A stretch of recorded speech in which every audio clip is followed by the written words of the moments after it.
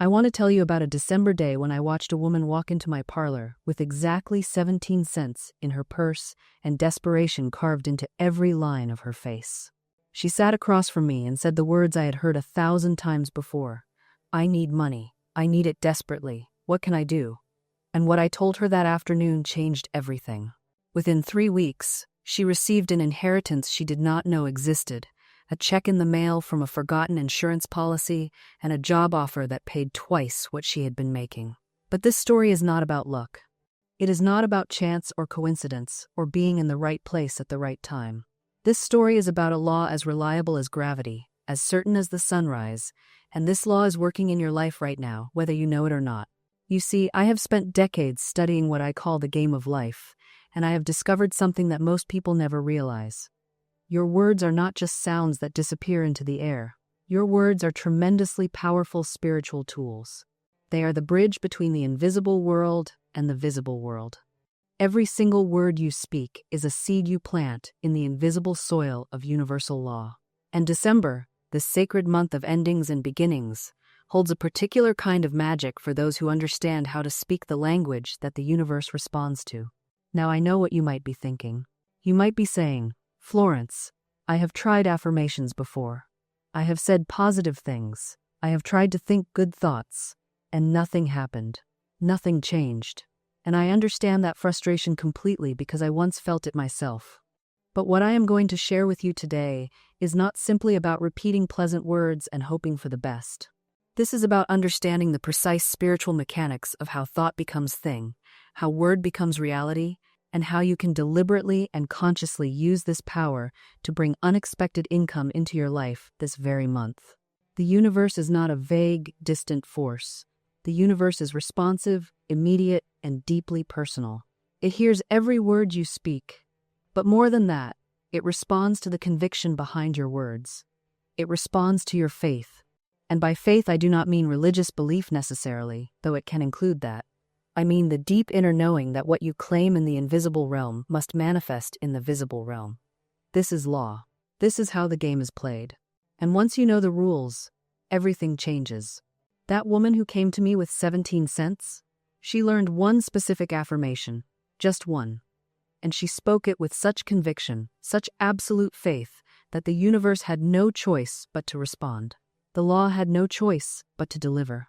And today I am going to teach you that very same principle, expanded and deepened for this particular moment in time. For December, for you, for the unexpected income that is already making its way toward you right now. Because here is what I know to be true. The supply you need already exists. It is not something you have to create. It is not something you have to earn through struggle and suffering. It is something you must claim. It is something you must call forth with your words, with your faith, with your absolute inner knowing. And the moment you truly claim it, the moment you speak with that deep conviction, the invisible becomes visible. The doors open, the checks arrive, the opportunities appear. So let me ask you this. Are you ready to learn the December affirmation that will bring you unexpected income? Are you ready to understand not just the words, but the power behind them? Are you ready to step into the flow of abundance that has been waiting for you all along? Because if you are, if you stay with me through this conversation, your life is about to shift in ways you cannot yet imagine. I have seen it happen too many times to doubt it anymore. This is not theory. This is not philosophy. This is practical, usable, powerful truth that works every single time it is applied correctly. Let me begin by telling you what I mean when I say unexpected income. I am not talking about your regular salary. I am not talking about the money you already know is coming. I am talking about the surprise check, the sudden opportunity, the gift, the refund, the inheritance, the bonus, the idea that becomes profitable, the door that opens seemingly out of nowhere. This is what I call demonstration. This is the universe responding to your word. And December is the perfect month for this kind of demonstration because December is the month of miracles. December is when the old year releases its grip and the new year begins to breathe. December is when the veil between the visible and invisible grows thin. December is when magic happens for those who know how to invite it in. Now I want you to understand something fundamental about how this works. Most people approach the subject of money completely backward. They look at their empty bank account and they say, I do not have money. Therefore, I cannot do the things I want to do. They look at their circumstances and they let those circumstances dictate their words. But this is exactly backward. Your circumstances are not the cause. Your circumstances are the effect. Your words came first. Your thoughts came first. Your inner convictions came first. And those invisible causes created the visible effects you are now experiencing. This means that if you want to change your circumstances, you cannot start with the circumstances themselves. You must start with the cause. You must start with your word. You must start with your inner conviction. You must start with claiming what you desire before you can see it. This is what faith is. Faith is not believing in what you can see. Faith is calling forth what you cannot yet see and knowing with absolute certainty that it must appear. I learned this lesson myself many years ago when I was facing financial difficulty. I had bills I could not pay, I had obligations I could not meet, and I was terrified. Fear gripped me so tightly I could barely breathe. And in that moment of desperation, I remembered something I had read in the ancient wisdom texts. Call upon me in the day of trouble, and I will deliver thee. So I began to speak. I began to claim. I began to declare that infinite supply was mine, that every need was met, that God was my immediate supply. And I spoke these words not because I believed them at first, but because I wanted to believe them. I spoke them as an act of will. I spoke them as an experiment. I spoke them to see if this law really worked. And what happened next astonished me. Within days, money came to me from sources I had never expected. Old debts were repaid to me. New opportunities appeared. Doors opened that I did not even know existed. And I realized in that moment that I had been given access to one of the most powerful forces in the universe. The power of the word. The power of conscious, deliberate, faith-filled speech. And from that moment on, I dedicated my life to understanding this law and teaching it to others. So let me share with you now the December affirmation that will bring you unexpected income. But before I give you the words themselves, I need you to understand the consciousness behind the words. Because the words without the consciousness are like seeds on concrete. They will not take root. They will not grow. You must prepare the soil of your mind first. You must shift your inner awareness first. You must see yourself differently first. Because here's what I discovered in my years of working with the law of mind. The outer world is stubborn. It times insists on reflecting back to you what you truly believe inside. Not what you times say, times you believe. Not what you times wish, times you believed.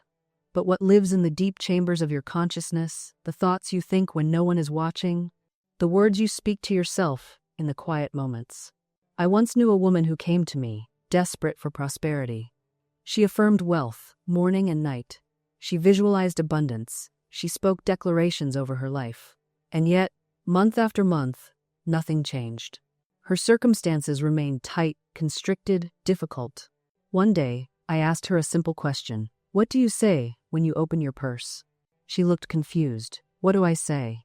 Yes, I pressed. When you look at your finances, when you pay your bills, when you see what's in your account, what words come out of your mouth?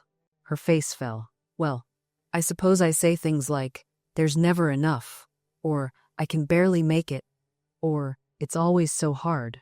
There it was. The unconscious belief, the habitual thought pattern that was drowning out all her conscious affirmations, like a shout drowning out a whisper. You see, your subconscious mind doesn't argue with you. It doesn't debate. It simply accepts what you consistently tell it and then goes about making it true in your external world. It's like a faithful servant who takes your orders without question, even when those orders work against you. This is why you must watch yourself. You must become aware of your inner dialogue, your casual comments, your automatic responses. These are the real indicators of what you believe. And what you believe is what you will experience. But here's the beautiful part. Once you see this clearly, once you understand how the mechanism works, you hold the key to everything. You can change your inner speech. You can revise your mental patterns. You can plant new seeds. I don't mean this superficially. I don't mean merely plastering positive statements over negative beliefs like wallpaper over cracked walls. I mean genuinely shifting the foundation of your consciousness. This shift happens through deliberate, consistent mental work. Think of it like tending a garden. You wouldn't plant seeds in soil full of weeds and rocks and expect a magnificent harvest. First, you clear the ground. You pull out the beliefs that strangle your good. You remove the stones of resentment, the thorns of fear, the tangled roots of old grievances. Then, and only then, do you plant new seeds. Every thought is a seed. Every word you speak is watering that seed. When you say, "I am so blessed," you're not lying to yourself if you feel broke and desperate. You're planting something new. You're giving it water and light. You're preparing the soil of your consciousness to receive the manifestation. But here's what most people do wrong. They plant a seed of prosperity on Monday, then dig it up on Tuesday to see if it's growing. They affirm abundance in the morning, then spend the afternoon complaining about their bills. They declare perfect health, then tell everyone who'll listen about their aches and pains. You cannot serve two masters. You cannot plant and uproot simultaneously. I knew a woman who wanted to marry, desperately wanted it. But every conversation with her was about how terrible men were, how all the good ones were taken, how she was too old, too particular, too unlucky. She was planting weeds and wondering why she harvested loneliness. I told her, stop talking about what you don't want. Stop rehearsing your disappointments. Start declaring what you claim as yours. She resisted at first. But I'm just being realistic, she said. And there it is, that word again, realistic. As if the visible world is the only reality. As if what you see now is all that can ever be. I asked her, was it realistic for the Red Sea to part? Was it realistic for a few loaves and fishes to feed thousands? Was it realistic for Lazarus to walk out of the tomb? Reality, true reality, is far more expansive than what your five senses report. So she began the work. She stopped her negative declarations.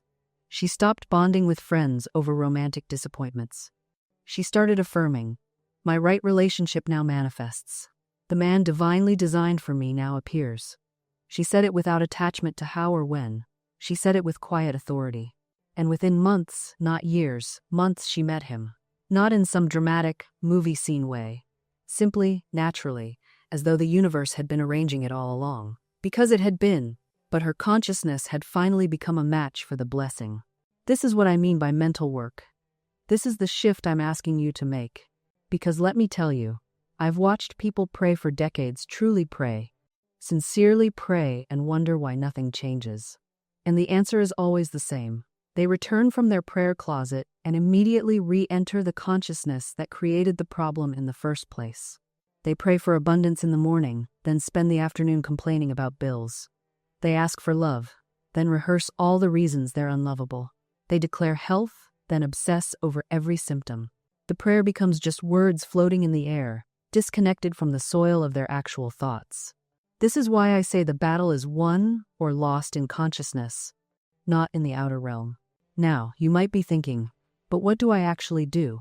How do I change my consciousness when my circumstances are screaming the opposite at me? This is where most teachings leave you stranded. They tell you to think positive thoughts, but they don't give you the mechanism. Here's what I've learned. You cannot change consciousness through force. You cannot bully your mind into a new state. What you can do is gently, persistently redirect your attention. When the old thought pattern arises, and it will arise, because it's had years to establish itself, you don't fight it. You don't say, I shouldn't think this way. That only gives it more power. Instead, you simply notice it, and then you pivot. You turn your attention to the truth you're cultivating. It's like training a puppy. The puppy wanders off the path. You don't scold it into obedience. You gently redirect it, again and again, with patience and consistency. Eventually, the new path becomes the familiar one. I had a student who was consumed with jealousy over her sister's success. Every family gathering was torture for her. Every phone call felt like salt in a wound. She came to me desperate, saying, I don't want to feel this way. I love my sister. But I can't stop these thoughts. I told her, stop trying to stop them. Instead, every time the jealousy rises, say to yourself, my sister's success is evidence that success is available in my family line. Her blessings pave the way for mine. Then, immediately turn your mind to gratitude for anything, even something small. She thought it sounded too simple, but she tried it. And within weeks, something shifted. The jealousy didn't disappear overnight, but its grip loosened. And remarkably, within months, her own career began to flourish in ways she hadn't imagined. She didn't get her friend's exact life. That wasn't the point. She got something better, her own unique expression of success, one that fit her perfectly. The universe doesn't do carbon copies. It does originals. This is what happens when you stop fighting against someone else's good and start making room for your own. You're not in competition with anyone. There's no cosmic leaderboard where someone else's win means your loss. That's scarcity thinking, and it's a trap that keeps you small. I've watched people exhaust themselves trying to outdo, outshine, outperform. They're running a race that has no finish line because they're competing with an illusion. The moment you decide someone else's blessing is evidence that yours is coming too, that's when you step off the hamster wheel and onto solid ground. Let me show you how this works in the invisible realm. Every time you genuinely celebrate another person's success, you're sending out a signal. You're telling the universe, I recognize abundance. I'm aligned with it. I'm ready for it. You're tuning your radio to the frequency of prosperity. But when you resent, compare, or diminish someone else's achievement, you're broadcasting a different message entirely. There's not enough. I'm being left behind. Life is unfair. And the universe, being the perfect mirror it is, responds in kind. Not as punishment, never as punishment, but as reflection. Here's what I want you to understand deeply. The same power that created that blessing for them is available to create one for you. It's not reserved for the lucky few. It's not playing favorites. It's neutral, impersonal, and infinitely abundant. Think about the sun for a moment. Does it shine on one garden and withhold light from another? Does it save its warmth for the deserving and deny it to others? Of course not. It shines on everything equally. The only question is whether you've planted seeds and removed the weeds that block the light. Your jealousy is a weed. Pull it up by the root, not with guilt or shame, but with understanding. It's trying to protect you, in its misguided way, by keeping you alert to threats. But there is no threat. There never was. And this is where the real work begins. Not in fighting the mind, but in gently, persistently redirecting it. You see, your mind has been running the same patterns for so long that they've become highways, deep grooves worn into the landscape of your consciousness. The anxious thought comes, and your mind immediately knows where to go with it. It follows the familiar path: worry, catastrophize, panic, repeat. But here's what most people don't realize: you can build new roads. Every time you catch yourself in that spiral and choose differently, even for a moment, you're laying down a new neural pathway. You're teaching your brain that there's another way to respond. It doesn't happen overnight. The old highways don't disappear just because you've started building new ones. But over time, with consistency, the new paths become easier to travel. They become automatic. I've watched this transformation in my own life. There was a period when every morning began with dread. Before I even opened my eyes, my mind would already be cataloging everything that could go wrong that day. It was exhausting, but I made a decision. Every single morning, before that spiral could take hold, I would speak 3 statements of truth out loud. Not affirmations I didn't believe. Not empty positive thinking, but truth. I am here. I am breathing. This moment is safe. That's it. Nothing fancy, nothing metaphysical. Just acknowledging what was actually demonstrably true in that moment. The first few weeks, it felt mechanical. My mind would immediately argue back. But what about the presentation next week? What about the bills? What about that conversation you need to have? And I would acknowledge those thoughts, not fight them, and return to the truth. Right now, in this moment, I am here. I am breathing. This moment is safe. Slowly, something shifted. The morning dread lost its grip, not because my circumstances changed, they hadn't, but because I had interrupted the pattern. I had shown my nervous system that it didn't have to brace for disaster the moment I woke up. This is the practice. This is the path forward. Now, let's get practical.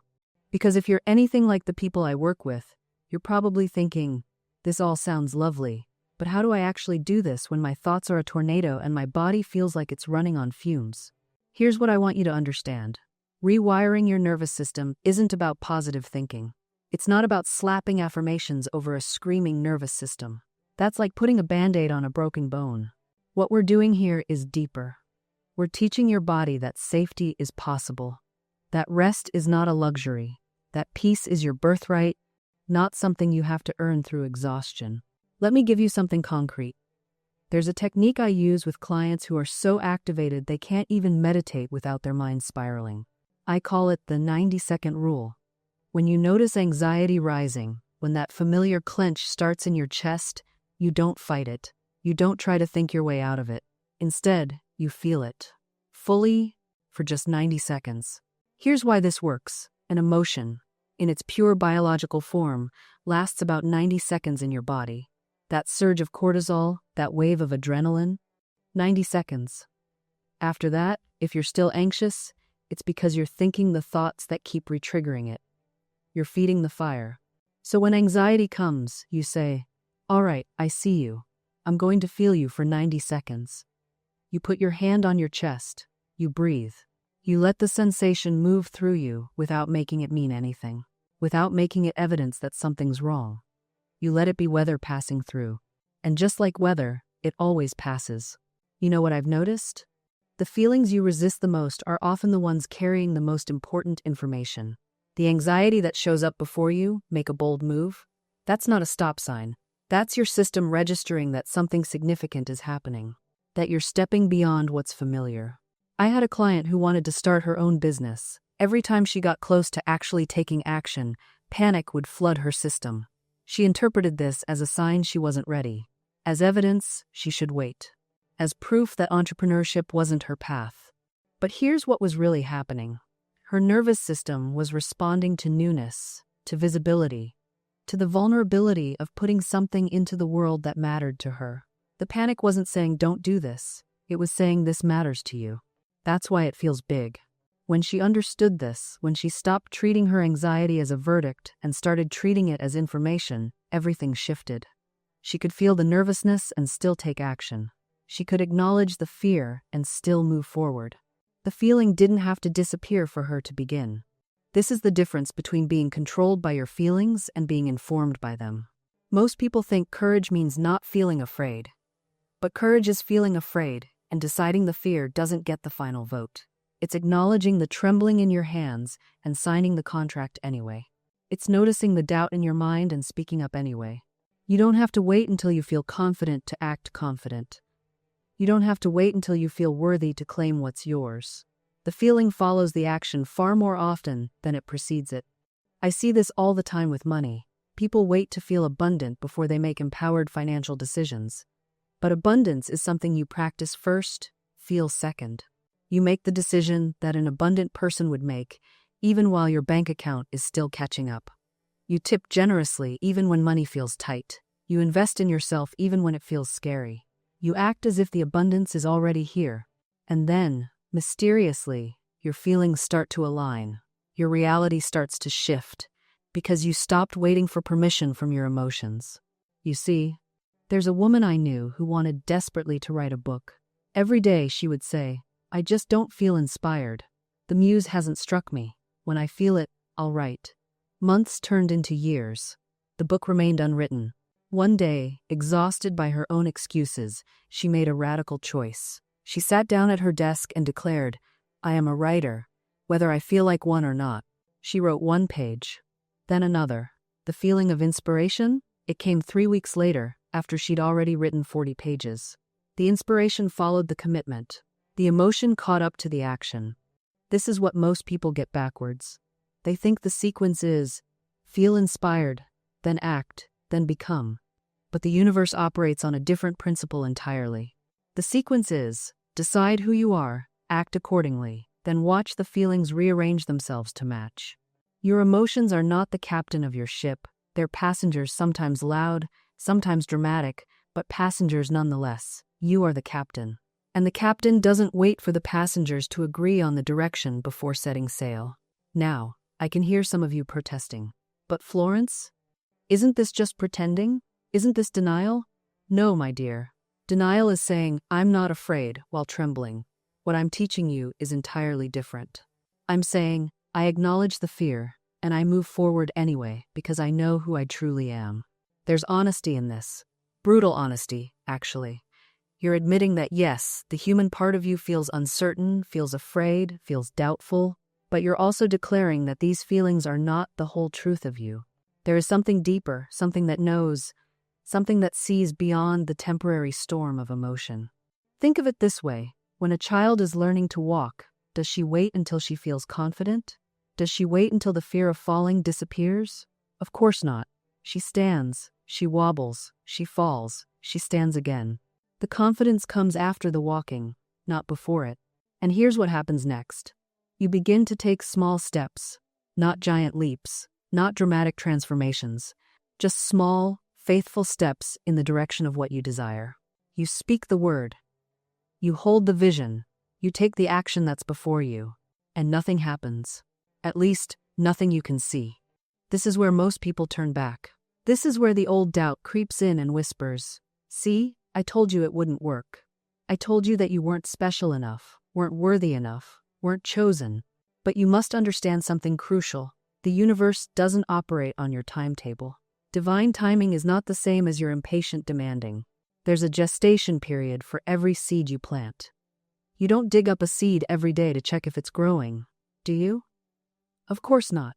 You plant it, you water it, you trust the process. Your dreams work the same way. I've watched people give up 3 days before their breakthrough. 3 days. They were so close, standing right at the edge of their miracle, and they walked away because they couldn't see the evidence yet. Do you know what faith really is? It's not blind optimism. It's not pretending everything is fine when it isn't. Faith is the ability to see the invisible harvest while you're still planting seeds. It's knowing that the work you're doing right now, in secret, in silence, without applause or recognition, it's all counting. It's all adding up. Nothing is wasted. Every prayer you speak, every vision you hold, every time you choose love over fear, abundance over lack, trust over worry, you're building something. You're constructing the invisible framework upon which your visible life will manifest. Think of it like building a house. First comes the foundation. You can't see much progress, it's just concrete and dirt. Then comes the framing, still doesn't look like a home. Then walls, then roof, then finally the paint and furniture that make everyone say, "Oh, how lovely." But without that invisible foundation work, without those unglamorous early stages, the house collapses. Your life is the same way. You're in the foundation stage right now. You're doing the invisible work. And yes, it feels thankless. Yes, it feels like nothing is happening. But everything is happening. Beneath the surface, in the realm you cannot see, divine orchestration is taking place. People are being moved into position. Circumstances are aligning. Doors are unlocking. Your job is not to force it. Your job is not to manipulate or control or panic. Your job is simply to remain faithful, to keep speaking your word, to keep holding your vision, to keep taking the next small step. Because here's what I know about the spiritual laws that govern this universe. They don't care about your timeline. They don't operate on your schedule. They work in their own perfect timing, which is always times more magnificent than anything you could have orchestrated with your limited human perspective. I've watched this play out hundreds of times. A woman prays for a husband, she sets her intention, she does her inner work, and then nothing. Months pass. A year passes. She begins to doubt. She begins to waver. And then, just when she's truly let go of the desperate grasping, just when she's found her wholeness within herself, there he is. Not the man she thought she wanted, but the man her soul actually needed. And she realizes, if he had shown up 6 months earlier, she wouldn't have been ready. She would have sabotaged it. The delay wasn't denial. It was preparation. The universe was getting her times ready for the blessing she had claimed. This is the part they don't tell you about manifestation. They show you the highlight reel, the sudden windfall, the miraculous healing, the instantaneous shift. But they don't show you the months of holding steady when nothing appeared to be happening. They don't show you the daily practice of speaking your word into a void that seemed to mock you with its silence. But that void, it was never empty. It was times pregnant, times with possibility. You see, there's a gestation period for miracles, just like there is for babies. A woman doesn't plant a seed in her womb and expect to give birth the next morning.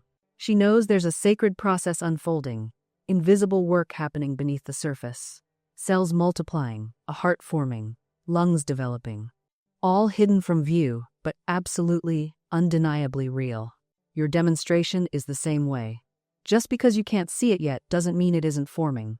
Just because you can't touch it yet doesn't mean it isn't real. Right now, in the invisible realm where all things are possible, your good is taking shape. It's gathering momentum. It's organizing itself according to divine order. And your job, your only job, is to not interfere with the process. You know what interferes with the process? Anxiety, doubt, trying to figure out the how, checking every 5 minutes to see if it's manifested yet, like a child digging up a seed to see if it's growing. And every single one of these actions is rooted in one thing: fear. Fear that it won't happen. Fear that you're not worthy. Fear that the universe made a mistake when it gave you this desire in the first place. But here's what I need you to understand. The moment you planted that seed in consciousness, the moment you truly claimed your vision, the universe said yes. The entire machinery of creation began moving on your behalf. But you have to let it work. You have to trust the process that you yourself set into motion. When a farmer plants corn, he doesn't dig it up every day to check if it's growing. He doesn't stand over the field anxiously wringing his hands, wondering if he did something wrong. He plants it, waters it, and then he goes about his business with absolute faith that the harvest will come. He knows that there are laws at work beneath the surface, invisible laws that he cannot see, but that he trusts completely. You must do the same with your demonstrations. Now, I can hear some of you saying, "But Florence, how long do I have to wait? When will I see results?" And I understand this question. Truly I do. We live in a world that has trained us to expect instant gratification. We press a button and the lights turn on. We flip a switch and the music plays. We've forgotten that the greatest miracles often require what I call the gestation period. Every creation has a gestation period. A baby grows in the womb for 9 months. An oak tree begins as a tiny acorn buried in darkness. Even your own thoughts go through an invisible process before they materialize in your outer world. There is always a gap, a sacred gap between the planting and the harvest. This gap is not empty time, it is working time. It is the universe rearranging circumstances, aligning people, opening doors, and preparing the perfect way for your demonstration to arrive. But you must not interfere with this divine timing through your doubt and impatience. I once knew a woman who was desperate to sell her home. She affirmed, she visualized, she did everything right. But after 2 weeks with no buyers, she panicked. She began telling everyone how impossible it was to sell, how the market was terrible, how she'd never find someone to purchase her property. She completely reversed her demonstration through fear-based words. 3 months later, still no sale. Then someone reminded her of spiritual law, and she began again, this time with unwavering faith. She affirmed daily, "Infinite intelligence knows the perfect buyer. That buyer is now being led to this property through divine timing." She released all anxiety, all forcing, all manipulation. Within 2 weeks, the right buyer appeared, someone who loved the house exactly as it was and paid the full asking price without negotiation. You see, the universe responds not to our desperate pleas, but to our confident expectations. When we waver, we send mixed signals. It's like standing at a crossroads, pointing in 2 directions simultaneously and expecting to arrive somewhere specific. The law cannot follow contradictory instructions. I've watched people destroy beautiful manifestations through one moment of doubt spoken aloud. A woman was healing from a chronic illness. Her body was responding magnificently to spiritual treatment. Then, at a social gathering, someone asked about her health, and she replied, "Oh, I'm doing better, but these things always come back." Within days, her symptoms returned. Her words had reversed the healing current. This is why the ancient teachers warned against idle talk. Every word carries creative power. We are constantly building or destroying with our speech. The tongue, as Scripture tells us, is indeed a rudder that steers the entire ship of our lives. Now, let me share something that will revolutionize your understanding. Your subconscious mind accepts whatever you tell it with feeling and conviction. It doesn't argue. It doesn't judge. It simply says, "Yes, your wish is my command," and sets about creating the circumstances to match your words. If you continually say, "I can't afford that," your subconscious will ensure you can't. If you say, "I never get breaks," you won't. If you declare, "Money comes to me easily and frequently," and you believe it, it will. A man once came to me, frustrated about his stagnant career. I asked him to monitor his speech for 1 week. He discovered he said variations of "I'm stuck" at least 20 times daily. "I'm stuck in this position. I'm stuck at this salary. I'm stuck with these responsibilities. He was literally speaking his prison into existence. I gave him a new phrase. I am moving forward swiftly into my perfect opportunity. He resisted. At first, it felt untrue, but I explained that spiritual truth supersedes apparent truth. In the invisible realm, his perfect opportunity already existed. He was simply aligning his words with that higher reality. For 30 days, he disciplined his speech. Whenever the old pattern emerged, he consciously replaced it. He stopped complaining about his job and began blessing it as a stepping stone. The transformation was remarkable. Within 6 weeks, he was offered a position he hadn't even applied for, one that doubled his salary and aligned perfectly with his talents. I remember another person who came to me with what she called the unluckiest life imaginable. She had lost her home, her savings had dwindled to almost nothing, and her health was failing. But the most telling thing she said was this: I knew this would happen. Things always go wrong for me. There it was, the confession of failure built into her very consciousness. She had been decreeing disaster for years, and life had simply obliged her request. I told her what I'm telling you now. The universe doesn't judge your words as complaints or affirmations. It simply reflects back the dominant pattern of your thinking. If you persistently declare that life is hard, that money is scarce, that love always leaves, you are writing those conditions into your personal law. We began the work of reversing this pattern. Instead of chronicling everything that went wrong, she started a gratitude inventory each night. At first, she could barely find 3 things. But gradually, her perception shifted. She began seeing evidence of protection, of small mercies, of doors opening where she hadn't even knocked. The external changes didn't happen overnight, but something more fundamental transformed: her expectation. She stopped walking through life, braced for the next catastrophe. And as her inner stance shifted, opportunities began appearing. A former colleague offered her consulting work. A health practitioner helped her address her symptoms. Within a year, her circumstances had completely reversed. This is the mechanics of demonstration. Change your inner conviction, and your outer world must rearrange itself to match. Now, you might be thinking, but what about real problems? What about circumstances that are genuinely difficult? I'm not suggesting you deny reality or pretend everything is perfect when it isn't. There's a vast difference between denial and spiritual knowing. When you face a challenge, you can acknowledge it without giving it power. You can say, this is the current appearance, but it is not my truth. My truth is abundance, health, and right action. You're not ignoring the problem. You're refusing to make it your identity. This shift in perspective changes everything. It's the difference between being a victim of circumstances and being a conscious creator of your experience. I've watched people transform their lives simply by changing the story they tell themselves. Instead of saying, I'm struggling financially, they begin to say, I'm in the process of manifesting abundance. Instead of, I'm sick, they declare, I'm returning to perfect health. The external situation might look the same initially, but the internal shift has already begun the transformation. You see, your subconscious mind doesn't argue with you. It accepts whatever you consistently tell it as truth. If you say, I never have enough, it will work tirelessly to prove you right. If you say, I am divinely supplied, it will find ways to manifest that reality. It's not magic, it's law. It's the law of mental equivalence. Your outer world must eventually conform to your inner convictions. But here's where many people stumble. They try to affirm one thing while believing another. They say words of abundance while their heart whispers fear. They declare health while seeing themselves as fragile and broken. This creates what I call spiritual confusion, the mind trying to move in 2 directions at once. The key is alignment. Your words, your feelings, and your imagination must work together. When you speak an affirmation, let yourself feel the relief of it already being true. When you visualize your desire, step into that scene as if you're living it now. Don't just watch it from the outside, inhabit it. What would you see? What would you feel? What would others be saying to you?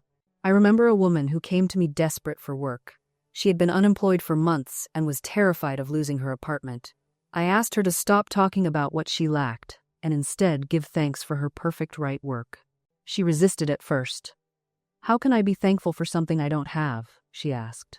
I explained that gratitude isn't about what's visible, it's about what's inevitable. When you truly know that divine intelligence is arranging your good, you can be grateful before you see the evidence.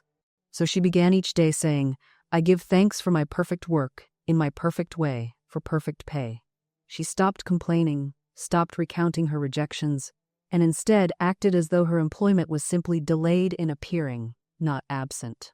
Within 2 weeks, an opportunity came through a channel she never would have expected. Not just any job, but work that suited her perfectly and paid more than she had dared to imagine.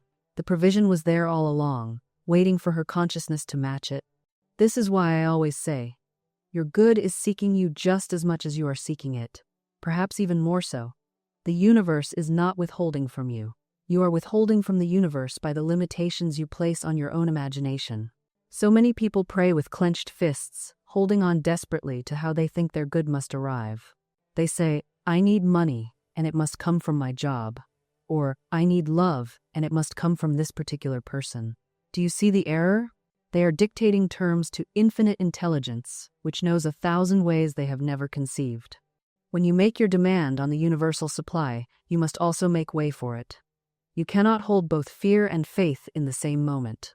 You cannot demand your good and then spend your day worrying about how it will arrive. Worry is inverted faith. It is faith in disaster rather than faith in good. I knew a man who needed a specific sum of money within a month. The amount was substantial, and he had no visible means of obtaining it. Every day he would feel the panic rising in his chest. He would calculate and recalculate, trying to figure out where it could possibly come from. He was exhausting himself in the mental realm, running in circles. Finally, he came to me, nearly defeated. I told him, stop trying to figure it out. Your job is not to arrange the universe. Your job is to see clearly what you want and then trust the divine plan. I gave him a statement to repeat. Infinite Spirit, open the way for the divine design of my life to manifest. I give thanks that this sum, or something better, now comes to me in perfect ways.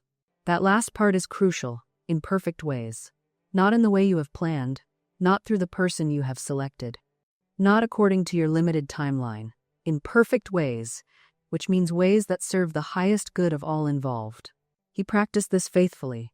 Instead of calculating and worrying, whenever the fear arose, he would repeat his statement. He would thank God in advance for the perfect solution. Within 3 weeks, the money came through an inheritance he had known nothing about. A distant relative had passed and remembered him in the will. The universe had a plan all along that his worried mind could never have conceived. This is exactly what I mean when I say, your good is not where you think it is. You look at your bank account, your current job, your existing contacts, and you think those are your only channels. But the universe has infinite channels, infinite doorways, infinite ways to bring your good to you. Your job is not to figure out the how. Your job is to hold the vision and let God work out the details. Every time you worry about the how, you close a door the universe was preparing to open. Every time you say, but I don't see how this could possibly work, you block a miracle that was already on its way. I've seen this play out in the most extraordinary ways. A woman needed a new home but had no down payment.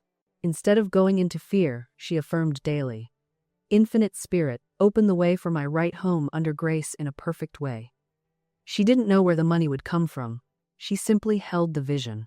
2 months later, she received a call from an old employer. Years ago, she had been part of a profit-sharing plan that she'd completely forgotten about. The company had been holding her share, unable to locate her. The amount? The exact down payment she needed, plus a little extra for moving expenses. Now, some would call that coincidence. I call it divine orchestration.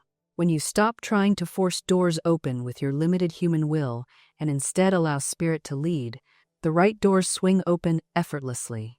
Sometimes, the answer comes from where you're looking, but more often, it comes from a direction you never considered. This is why faith is so essential. Faith is not blind belief. Faith is the inner knowing that the universe is conspiring in your favor, even when all evidence suggests otherwise. Faith is the ability to say, it is done, before you see a single shred of physical proof. Faith is treating the invisible as already real. Faith is the bridge between where you are and where you are going. It's the invisible hand that pulls your desire from the realm of possibility into the world of form. And here's what most people don't understand. Faith doesn't mean blind hope. It doesn't mean wishing and wondering.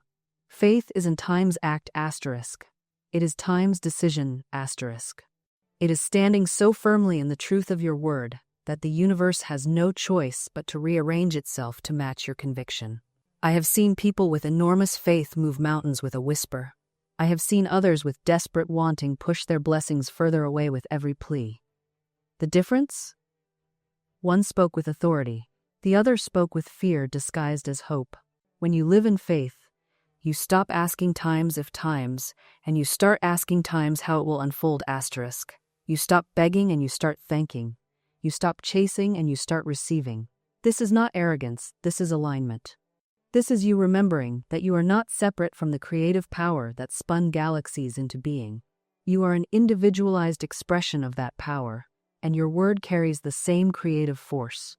But faith must be times active asterisk. You cannot sit on your couch declaring abundance while clutching your poverty. You cannot affirm perfect health while obsessing over every symptom. You cannot claim your soulmate while constantly rehearsing past heartbreaks. Faith requires you to times live as though it is already done asterisk. This is what it means to act as if. Not pretending, not faking, but embodying the consciousness of the person who already has what you desire. How does that version of you walk? How do they spend their time? What do they think about? What do they no longer tolerate? You must become the vibrational match for your desire times before times it appears. This is the great secret that mystics have whispered for centuries. You don't attract what you want, you attract what you times are asterisk. And faith is the tool that allows you to become it before you see it. Let me share something that happened to a woman I worked with years ago. She came to me desperate for money. She had debts piling up, rent overdue, and every day she woke up thinking about what she didn't have. I asked her a simple question. What would you be doing right now if you already had all the money you needed? She looked at me, confused. But I don't have it. I know, I said, but what would you be doing if you did? She thought for a moment. I'd be peaceful. I'd stop checking my bank account every hour. I'd go for walks without this knot in my stomach. I'd probably help my neighbor who's struggling too. Then do that, I told her. Be peaceful now. Stop checking your account. Take the walk. Help your neighbor. But how can I act like I have money when I don't? And here's what I explained to her, and what I'm explaining to you now. Faith isn't about pretending you have the thing. It's about embodying the consciousness that would have the thing. There's a massive difference. When you pretend, you're lying to yourself. Your subconscious knows it's not true, and that resistance blocks everything. But when you embody the consciousness, you're aligning with the spiritual truth that supply is already yours. You're not pretending to have money. You're claiming the peace, the generosity, the freedom that money represents. And the universe responds to that frequency. Within 2 weeks, that woman received an unexpected check from a relative she hadn't heard from in years. Within a month, she got a job offer that doubled her previous salary. But here's what really changed. She stopped living in lack. Even before the money showed up, she had already shifted into abundance consciousness. This is what I mean when I say faith precedes the form. The inner state creates the outer condition, always. Now, I want to talk to you about what happens when you try to force things. So many people come to me and they say, Florence, I've been affirming, I've been visualizing, I've been doing everything right, but nothing's happening. And when I look closer, I see they're gripping. They're white-knuckling their desire. They're checking the mailbox 17 times a day. They're refreshing their bank account every hour. They're texting that person constantly, desperately, hoping for a response. This is not faith. This is fear dressed up in spiritual clothing. True faith has a quality of ease to it. It's relaxed. It knows. There's a difference between holding an intention and strangling an outcome. When you're in true alignment, you can state your desire clearly, you can feel it as already done, and then you can go about your day in peace. You don't need to monitor it constantly because you trust the universe is handling the details. Let me give you an example. I once knew a woman who wanted to sell her home. She set her intention, she blessed the house, she affirmed that the perfect buyer was already on their way. Then she cleaned it beautifully, made it presentable, and went about her life. She didn't obsess, she didn't panic when a week went by without a showing. She simply knew. Within 3 weeks, she had multiple offers, and one of them was well above her asking price. The buyer even told her, I felt drawn to this house. I can't explain it, but I knew it was meant to be mine. Now compare that to another person I worked with who also wanted to sell. This person was frantic. Every day without a buyer felt like a personal crisis. They kept lowering the price out of fear. They badmouthed the house to potential buyers, saying things like, "I know it needs work," or "I hope someone will take it off my hands." They were affirming lack with every word, every thought, every anxious moment. That house sat on the market for over a year. Do you see the difference? One person was working with the law. The other was working against it. And the law doesn't care about your effort if your effort is rooted in doubt. Because here's what most people do. They ask for something and then immediately begin to hedge their bets. They say, "I want this, but just in case it doesn't happen, I'm preparing for disappointment." That's not faith. That's rehearsing failure. You can't plant a seed and dig it up every day to check if it's growing. The constant checking is what kills it. Your worry is the shovel. Your doubt is the frost. I once knew a woman who was trying to sell her house.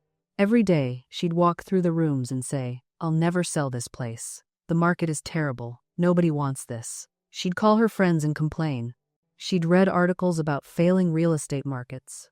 She saturated her mind with the evidence of what she didn't want. And then she'd wonder why the house sat empty, month after month. I said to her, "You're watering the wrong seed. You're feeding the thing you say you don't want."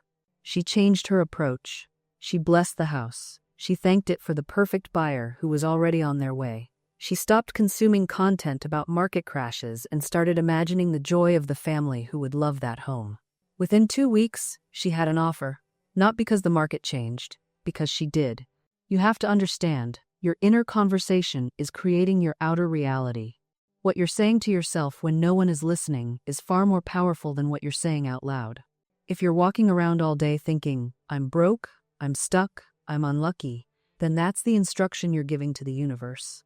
You're ordering from the menu of limitation. And then you get upset when limitation shows up at your door. But when you change the inner conversation, when you start speaking to yourself the way you would speak to someone you're trying to encourage, everything shifts. You stop saying, "Why is this happening to me?" and start saying, "What is this teaching me?" You stop saying, "I can't afford it," and start saying, "I'm open to creative solutions." You stop saying, "It's too late," and start saying, "Divine timing is perfect." You stop saying, "I'm not worthy," and start saying, "I was born worthy." These aren't just nice affirmations you paste on your bathroom mirror. This is the fundamental reshaping of your inner reality. Because here's what most people don't understand. Your subconscious mind doesn't argue with you. It doesn't fact check. It doesn't say, "Well, actually, that's not true based on your credit score."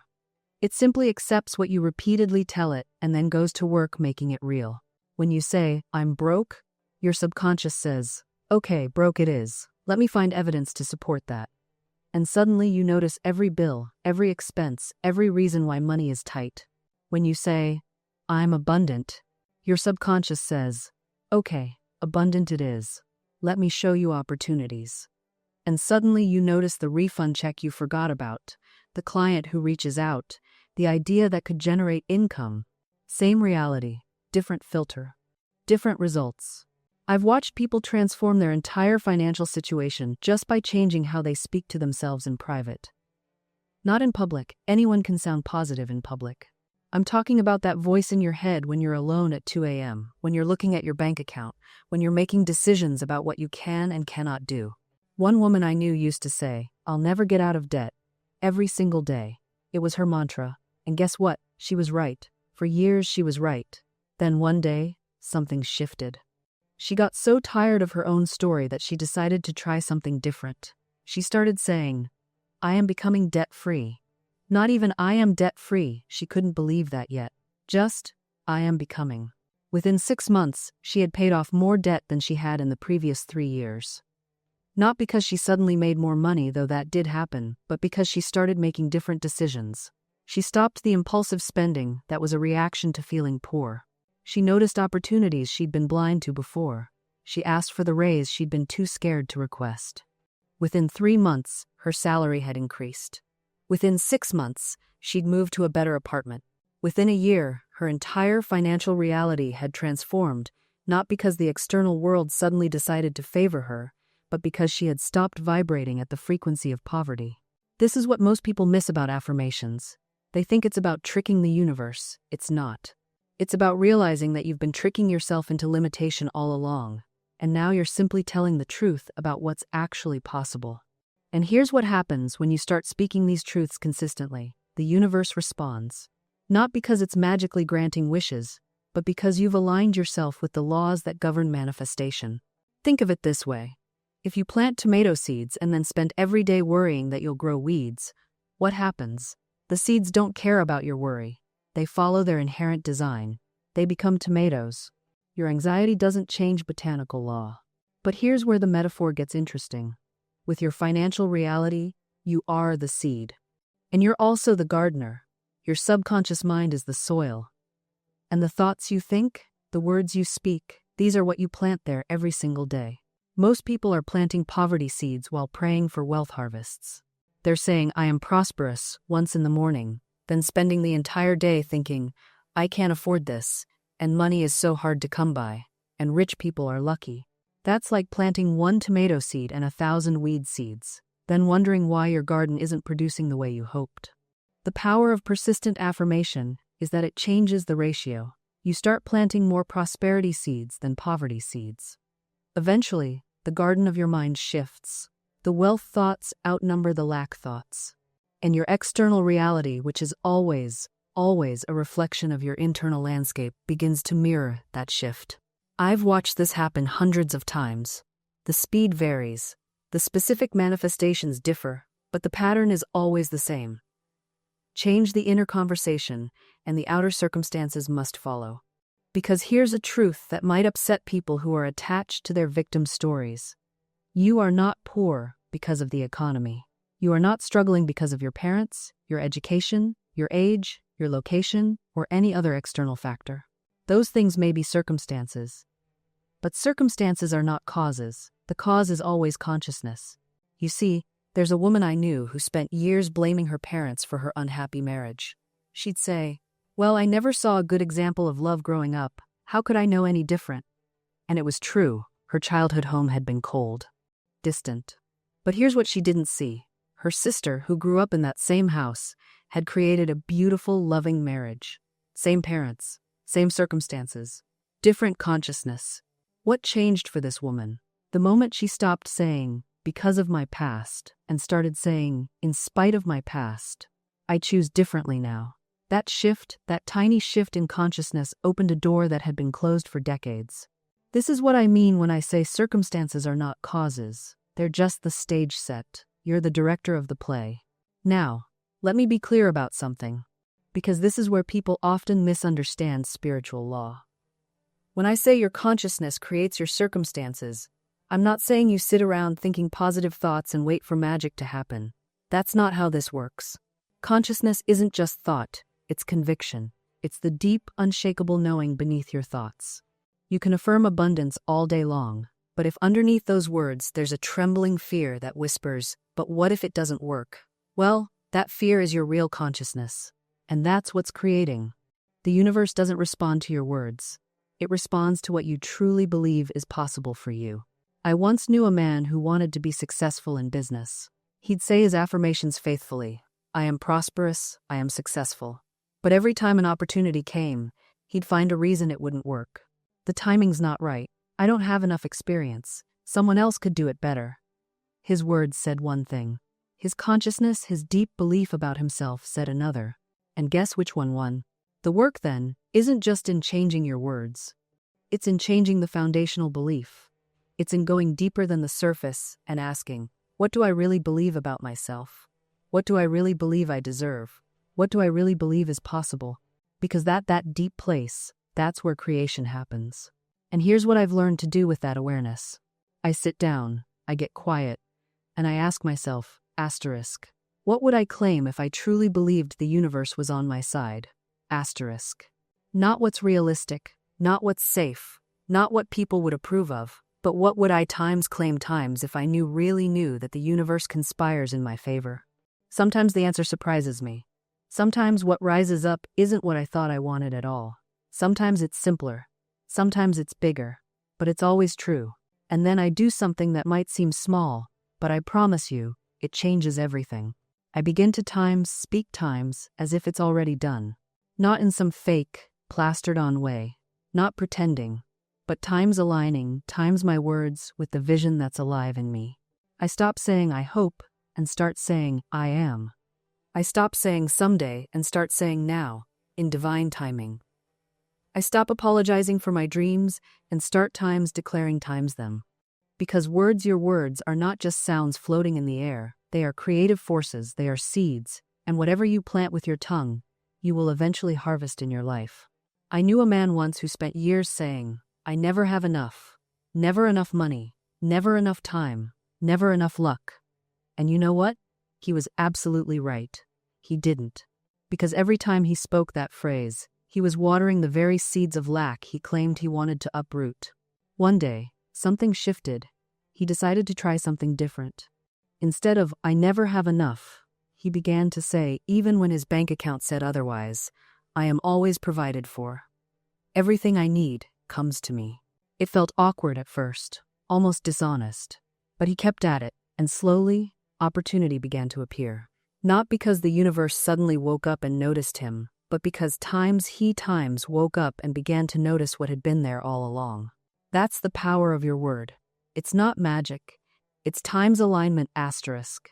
It's tuning your instrument to the frequency of what you truly desire. So what are you speaking over your life today? Are your words building the future you want, or reinforcing the past you're trying to leave behind? Because here's what I've learned through years of teaching this principle. Your words don't just describe your reality, they prescribe it. They don't just report on what is, they determine what will be. Every time you speak, you're either confirming your limitations or declaring your freedom. You're either agreeing with lack or aligning with abundance. Think about the language you use around money. Do you say, I can't afford that? Or do you say, I'm choosing to invest my resources elsewhere right now? The first statement is a declaration of poverty. The second is an assertion of choice and power. Do you say, I'm so broke? Or do you say, I'm in a period of financial reorganization? Your subconscious mind is listening to every word, taking notes, making it so. And it's not about lying to yourself. It's not about pretending you have money in the bank when you don't. It's about refusing to cement your current circumstances with the language of permanence. It's about speaking to the potential rather than the present, to the promise rather than the problem. I once counseled a woman who would say, every single day, I never have enough. She said it about time, about money, about energy, about love. And guess what her life reflected? Exactly that. Never enough. Until one day, I challenged her. What if, I said, you started saying, I always have exactly what I need when I need it? She resisted at first. It felt untrue, but she began anyway, as an experiment. Within weeks, opportunities appeared, resources showed up. The shift wasn't in her circumstances first, it was in her consciousness, activated by her words. Your word is your wand. Every statement is a spell you're casting over your own life. So cast wisely, speak deliberately. Choose your words like you're choosing the blueprint for a building, because that's exactly what you're doing. You're building your tomorrow with the words you speak today. So I'll ask you again, with even more urgency, what are you saying about yourself when no one else is listening?